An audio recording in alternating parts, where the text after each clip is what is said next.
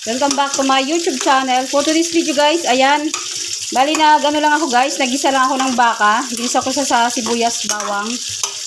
Tapos nilagyan ko siya ng paminta at nilagyan ko siya ng kaunting toyo at ginomoto. So ayan guys. Malambot na tong baka. Ayan, bali hiniwa ko lang siya ng maliliit.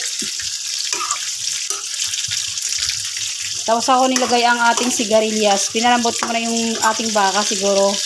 Mahigit 1 hour ko siya pinalambot. So, ayan, nilagay ko na yung ating sigarilyas.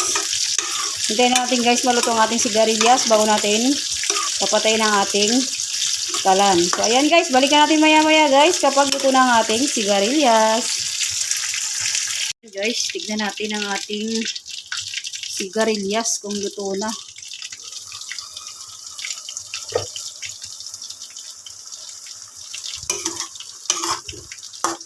Ayan, luto na siya. Tignan natin patay ng ating kalan.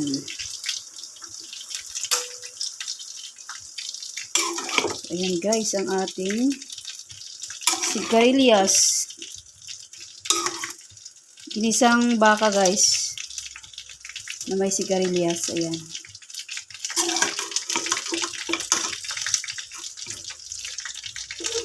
Ayan ang ating lunch for today's video. Gulay-gulay tayo guys. Yan. Sa lahat ng mga luto ko guys, wala ang gulay. Mga vegetarian kasi yung mga tao dito guys eh.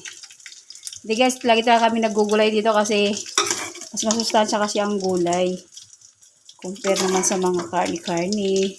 Marami ka makukuha mga sakit-sakit. So dito muna tayo sa ating gulay-gulay muna tayo guys. Gulay. Pampahaba ng buhay. So, ayan guys. So, luto na to guys.